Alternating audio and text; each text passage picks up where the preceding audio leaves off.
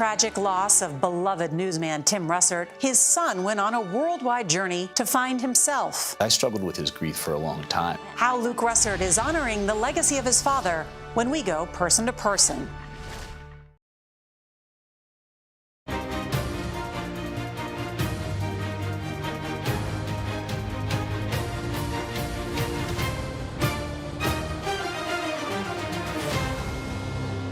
If you were the president's leading political opponent, the DOJ tries to literally put you in jail and give you prison time. If you are the president's son, you get a sweetheart deal. I'm very proud of my son. What do you say to that female independent suburban voter who feels that way, to win her back? First of all, I won in 2020 by a lot. Last night, he said the reason he didn't give the documents back was because he's just so very busy and he didn't have time to respond to a grand jury subpoena because he needed to get his golf shirts and pants out of the box. Hello, I'm Weijia Jiang in Washington. Welcome to America Decides. Hunter Biden has agreed to a plea deal following a federal investigation. He has agreed to enter guilty pleas on 2 misdemeanor tax charges and admit to felony gun possession. The president's son will avoid prosecution on the gun charge if he follows conditions set by prosecutors. A federal judge in Delaware must still approve the agreement. Multiple prominent Republicans have claimed the Justice Department went easy on him. Catherine Herridge, who is CBS News' chief investigative correspondent, joins us now. Catherine, today you spoke to the chairman of the House Oversight Committee, James Comer, and I wonder how this plea agreement impacts his ongoing investigations into the Biden family. Great question. A short time ago, we spoke with the Republican chairman of the House Oversight Committee. He's been running these investigations into the Biden family business dealings with entities overseas. He told CBS News he's disappointed with this plea agreement, given that it only involves 2 tax misdemeanors. My first question is, what has the Department of Justice been doing investigating this for the last 6 or 7 years? We all knew he didn't pay his taxes for 2 specific years. But what we've uncovered would suggest money laundering, would suggest tax evasion, would suggest racketeering, many serious crimes, including not being a registered foreign agent. So we're very disappointed in the Department of Justice. We think this is another example of a 2-tier system of justice in America.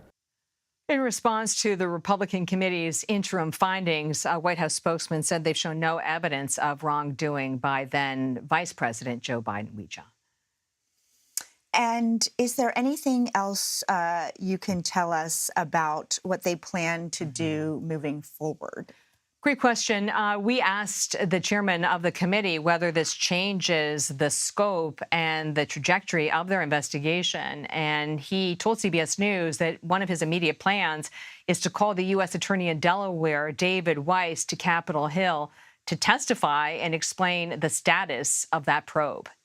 As chairman, will you call the U.S. Attorney in Delaware to testify? I think that the U.S. Attorney in Delaware will either testify in front of the House Oversight Committee or the Judiciary Committee. He needs to explain whether or not his investigation is concluded, or as he put in that statement when he says the investigation is ongoing, he needs to be transparent with congressional investigators as to what exactly he's investigating moving forward.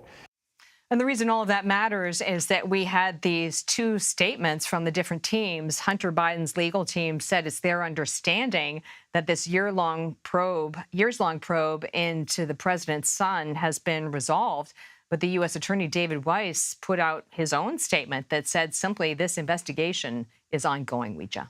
So there is even discrepancy about Correct. the end result here. Correct. Okay, well, we will continue to follow it. I know you will. Thank you very much, Of course. Catherine.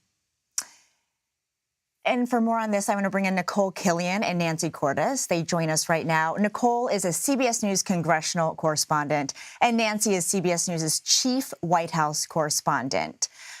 Nancy, I want to start with you because the president did speak about this for the first time since we learned about his son's plea agreement. No surprise that it was short, but, you know, he has been so careful about wanting to draw a separation between anything having to do with the White House and the Justice Department. He is also a staunch defender of any family member. So what do you make of what President Biden said today? Well, Weija, he uttered exactly 6 words. I'm very proud of my son.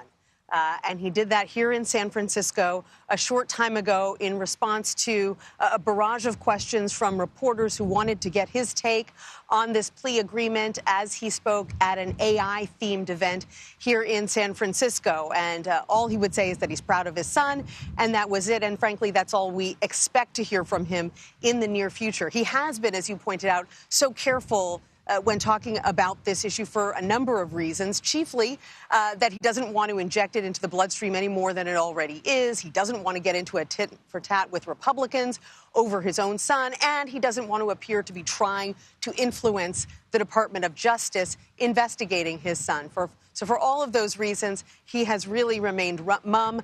He put out a very terse statement this morning saying that he's proud of his son, and then reiterated that in person. And now he's off conducting fundraisers here in the Bay Area. And for now, unless he is pressed again, that's all we're going to hear from him about it. And Nicole, of course, Republicans were quick to say that it's actually impossible to separate who Hunter Biden is with his plea agreement. They are calling this a sweetheart deal. And I know that you spoke with Speaker of the House, Kevin McCarthy, today about that. Can you tell us more about what he had to say? Yeah, that's right, Weija. Well, Speaker McCarthy did characterize this as a sweetheart deal for Hunter Biden. He continued to talk about the same thing that Chairman Comer talked about, that he feels that this is a two-tiered justice system. But I asked him, how does he explain that, considering the attorney overseeing this case against Hunter Biden was actually a Trump appointee? Take a listen. What you see is, if you are the lead candidate against the current president, you get indicted, but there's jail time proposed. Here you are, the son of the president. We watched other Americans with some of these same judgments or these same challenges they had before them, that they would have jail time. Now, the speaker says that this plea agreement raises more questions and said that House Republicans will continue to follow the facts where they lead. He also says that because Hunter Biden has now pleaded guilty, he feels that the Justice Department should turn over more information with respect to this probe, something Chairman Comer is also pursuing. Of course, Hunter Biden's team is drawing a very different picture, and his lawyer spoke out earlier today during an interview to sort of lay out exactly where the president's son is. Let's take a listen. And Nancy, I want to chat with you on the other side. Mr. Biden had a period in his life that was troubled, where, it's very clear he didn't timely pay the taxes he was supposed to pay at the time. He subsequently has paid them, but he didn't timely pay them. I think it's a very hard question whether I would have been prosecuted for that or not. And I think I could have been, but I think that's a hard question, and it's one I can't answer. And Nancy, we've heard from other Democrats, too, saying that, well, at least Hunter Biden is acknowledging wrongdoing, taking responsibility for it. Do you anticipate that's going to be part of their messaging when they are, hammered with how this all played out? Right. I think that they'll try to talk about it in general as little as possible, unless they are put on the spot by events like they have been today. And they're going to try to push back when they do on this narrative that Republicans have been putting forth, as you heard Speaker McCarthy in his conversation with Nicole, this argument that somehow Hunter Biden is getting a leg up or is being given favorable treatment because he is the son of the president. Well, Democrats are going to try to turn that on its head and say, wait a minute, these misdemeanors that he's accused of, if some ordinary Joe Schmo had failed to pay their taxes, maybe they wouldn't have been pursued by DOJ at all. So in their view, Hunter Biden is not getting special treatment. And this is not over because, as you've been discussing, the U.S. attorney in charge of this case has said that the investigation goes on. So the question is, are there additional charges coming down the road? Today, Hunter Biden's lawyer said he doesn't anticipate that he wouldn't have cut this deal if he thought more charges were coming. But until the U.S. attorney says case closed, then it's open as far as we know. Nicole, of course, if you were to ask Speaker McCarthy about it, he would say that certainly there ought to be more charges. And I want to ask you about what he said earlier, essentially saying that, there are two separate standards for the former president, who's the Republican frontrunner, and the current president's son. But in order to make that argument, the premise is that the potential penalties are the same, that the charges are somehow equal. Did he address this at all and talk about, the Trump charges with you? He did to a certain extent, because I did ask him to react to this interview that has been airing with the former president and Fox News host Bret Baier that's gotten a lot of attention as of late, with the second part, of course, airing today. But of course, we heard the former president defend his actions and his handling of classified documents, saying that he had golf clothes and shoes mixed into some of these boxes, that he didn't have time to go through them. And so I asked the speaker if that was an acceptable response. I do believe this could have been handled so differently in the process of where it's going now. But to think what the rest of the world is seeing, that one president that has documents all the way back to being a senator, his Department of Justice is indicting. But do you buy the former president's explanation? Look, they can talk and they can sit down and look all the way through. But the one thing I know is the current president's Department of Justice is indicting the person that is the #1 person running against you for office. So the speaker remains very critical when it comes to President Biden and his handling of classified documents, and noting that this dates back to his time in the Senate. But when it comes to former President Trump, he has been reticent to outwardly criticize him, instead turning this back on the situation involving President Biden. While he says he thinks the situation should be handled differently, he more seems to be implying that the investigation should have been handled differently. So again, the speaker, of course, continuing to defend the former president for now. All right, Nicole Killian and Nancy Cordes, thank you very much. Nancy, safe travels back from San Francisco, where you are, of course, traveling with President Biden. Republicans have weighed in on the Hunter Biden plea deal, but how about the Democrats? New York Democratic Congressman Dan Goldman, a member of the House Oversight and Accountability Committee, joins us next. You're streaming America Decides.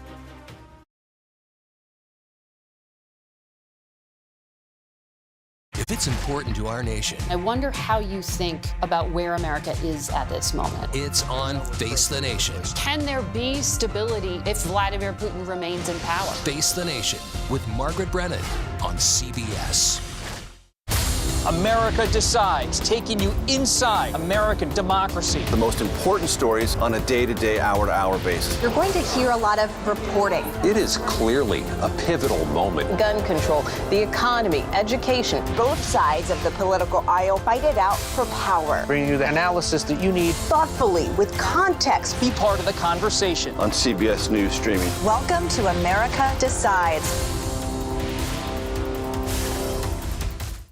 An original documentary from CBS reports. I always tell people that Twitter would not be Twitter without Black Twitter. It's just us being in fellowship with each other. And it becomes a conversation you don't want to be left out of. People really started to recognize the power of activism on Twitter. Based on that one tweet, the hashtag Oscar So White was trending around the world. If anything has really powered Black Twitter, it's been humor. If your food ain't right, oh, we're going to tell you about that, too. We tend to create change, create culture and cool. That's how movements happen on Black Twitter and go beyond more than that. Black Twitter, the Twitterverse that changed a generation. Now streaming on the free CBS News app.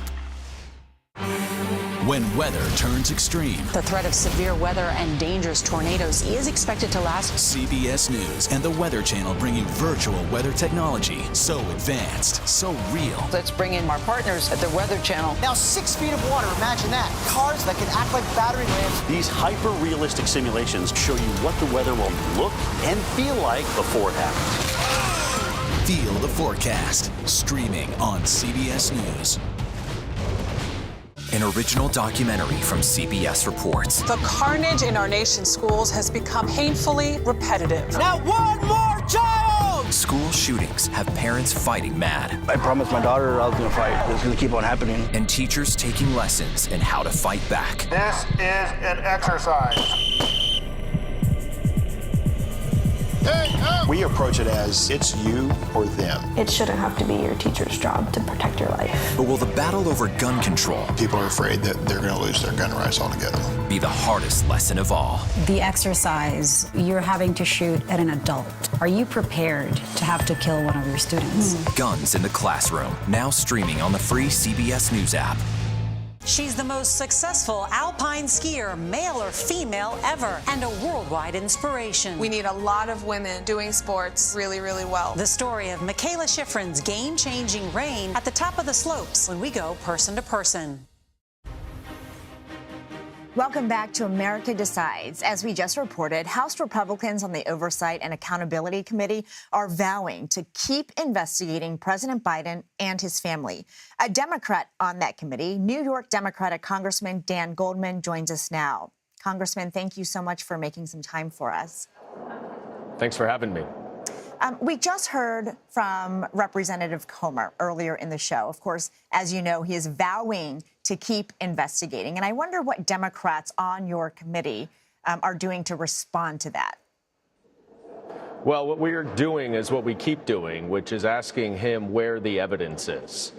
He has demonstrated no actual, tangible, factual evidence in support of his very bold allegations. And what we have learned today is that a Trump-appointed U.S. attorney finished up, or seems to have finished up, a nearly 5-year investigation into the depths of Hunter Biden's finances and determined that he could only prove 2 tax fraud misdemeanors and nothing in connection to the president and any of the president's finances.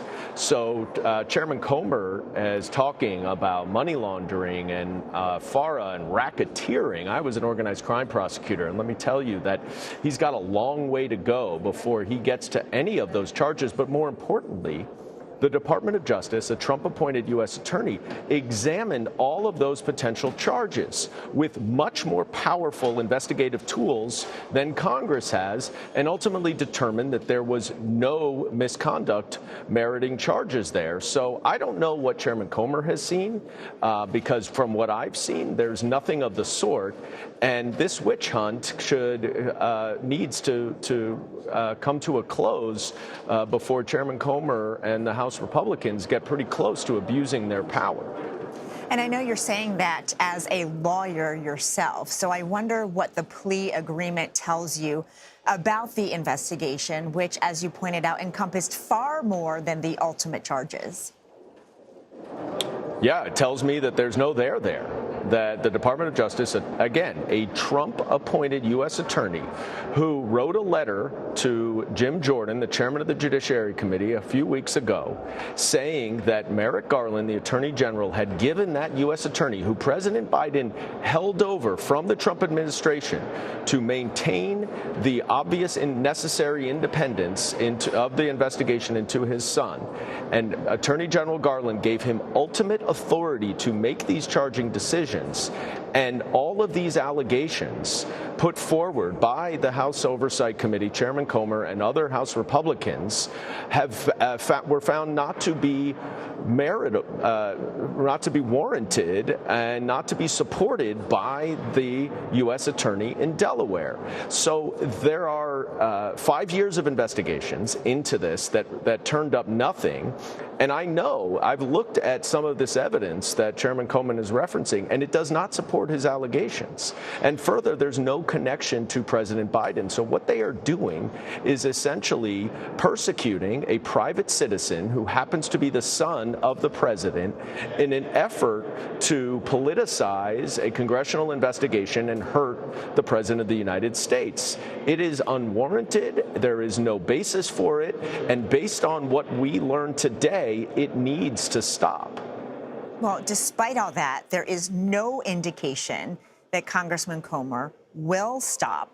And you actually just tweeted about this on Friday. You tweeted that Republicans have repeatedly shown that they have no problem attacking the FBI while deceiving the public about the sham Biden investigation. It's time for the FBI to clear the record with accurate information. So I wonder what exactly you're calling on them to do.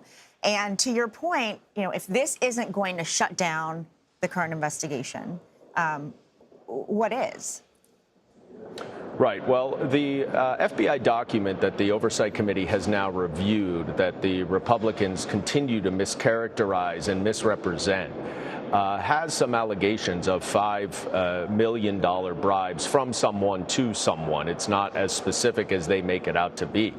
But the person from the Burisma official who is purported to be the source of that information has gone on record to say that he had no conversations with President Biden.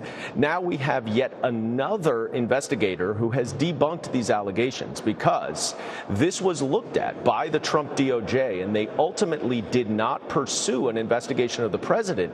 And you know how we know that? We know that because if they had, we would need to have a special counsel investigating the president. And Bill Barr, Trump's attorney general, did not appoint a special counsel. So the FBI needs to clarify exactly what is and what is not under investigation. And I would like some clarity on what they did to investigate the allegations in that FBI document that were not vetted, that were not verified, and that do not include any firsthand evidence at all. All right, Congressman Dan Goldman, thank you so much for your time. Thank you. Former New Jersey Governor Chris Christie isn't holding back in his criticism of former President Donald Trump. What the former Trump ally is saying about the boxes of classified documents found at Mar-a-Lago. Next, you're streaming America Decides.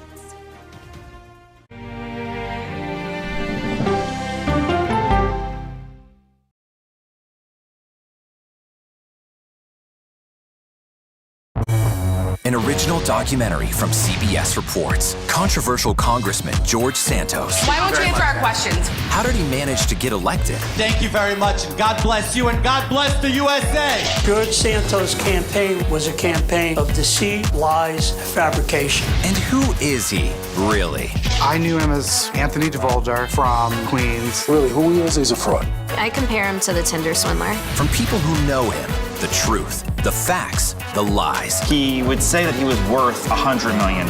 It's an incredibly cynical episode in American politics, beyond satire. Had you ever seen anything like this? No, and I hope I never see it again. Campaign of Deceit, now streaming on the free CBS News app. She dazzled on the court and off the court as a businesswoman. Thank you for joining us on Person to Person. Tennis superstar and entrepreneur Serena Williams.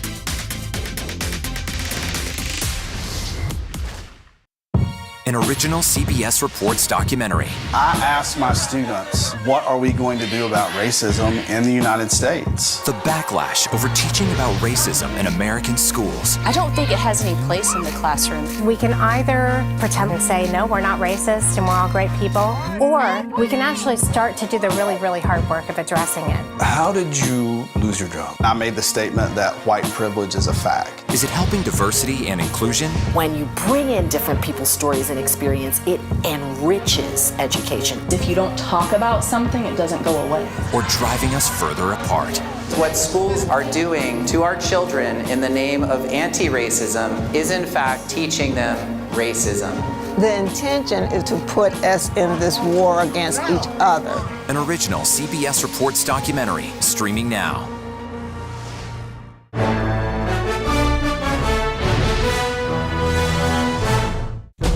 An original CBS Reports documentary. I was entitled to equal pay for equal work under the law. Does the Supreme Court's power need to be checked? 9 Supreme Court justices, 5 of them said no, she's not entitled. That's not right. Calls to fix the court tend to go along with the politics of the moment. Republican-appointed justices have all tended to go in one direction, with the Democratic-appointed justices tending to go in another. Even though it's only 9 justices, it takes 5 of them to make the law of the land.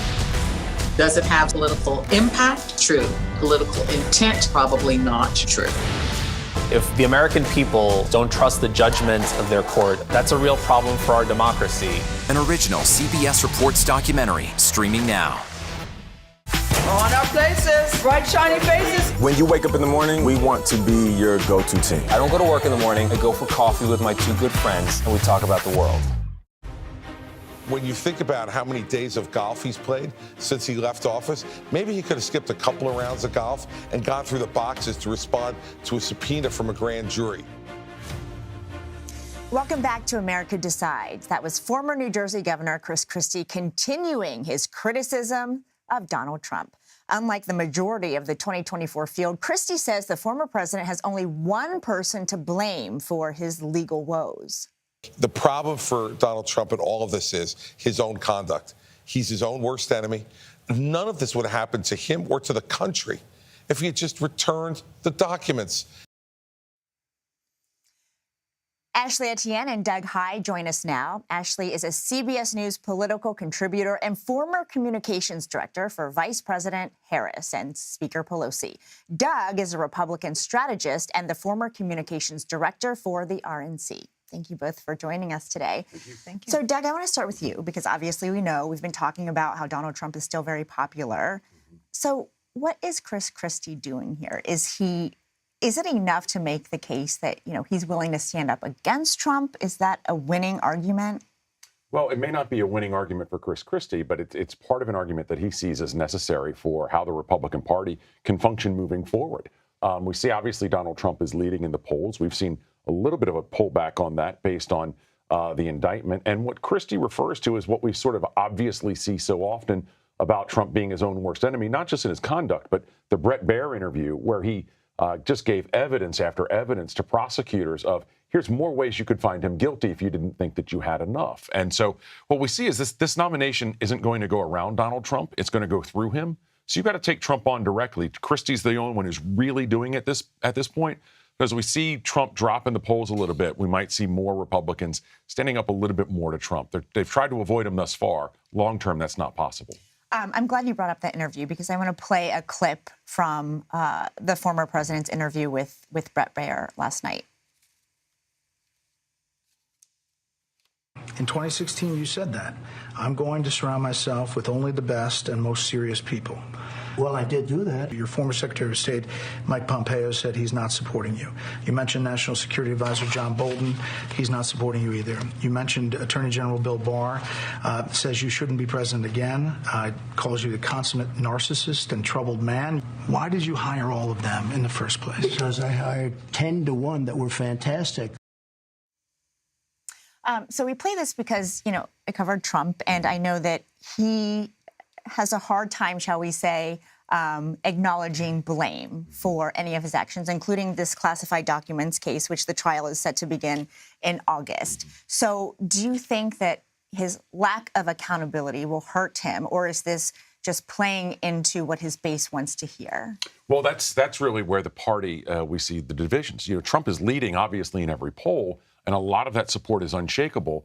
But he's not necessarily at 60% or 70%. And so where we see that Trump is in a dominant position, or people say he's in a dominant position, he's winning, and he's winning more than a plurality. He's got a majority right now, but that seems to be shrinking a little bit. And it's why other Republicans are trying to step up and take him on directly or indirectly. Trump keeps giving them the opportunity to do so because we're not going to be able to win as Republicans with just the Trump base. Those people who voted for Donald Trump in 2016 and Joe Biden in 2020, they're not coming back. And that's Arizona, that's Georgia, that's potentially North Carolina as well. That math gets very difficult if Donald Trump is our nominee. And Ashley, I want to turn to Hunter Biden because today Republicans... No questions about Trump. I got something to say about Trump. Republicans spent a lot of time comparing the Trump case to the Hunter Biden case, saying that very different cases. It's a sweetheart deal. Absolutely. One does not involve President Biden, and one involves an independent citizen, Hunter Biden. Here's the thing, though, about Hunter Biden. I'll say the same thing about Hunter that I say about Trump, which is no one's above the law. The Department of Justice investigated this for 5 years. A Trump-appointed U.S. attorney investigated this for 5 years. Joe Biden did not shut down the investigation. He didn't get any credit. Can you imagine Donald Trump pursuing his own son and using the Department of Justice to investigate his own son?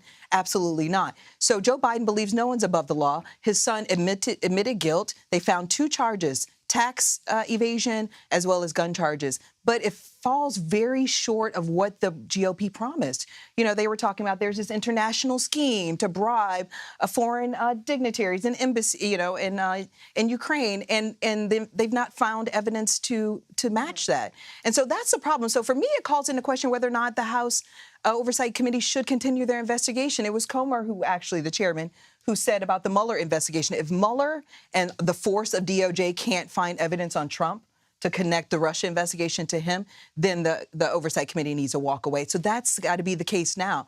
If DOJ couldn't find it, and guess what? No one wanted to find dirt on Donald Trump on Joe Biden more than Donald Trump. You know that. You follow Donald Trump.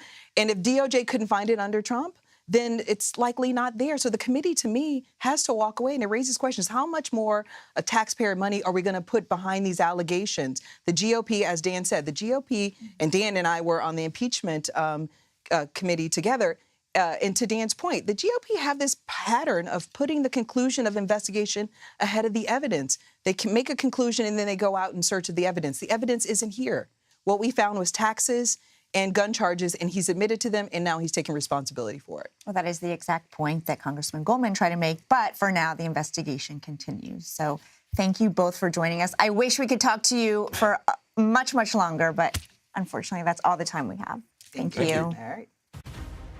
Well, that does it for today. You can stream America Decides Monday to Thursday at 5 p.m. Eastern. You're streaming CBS News.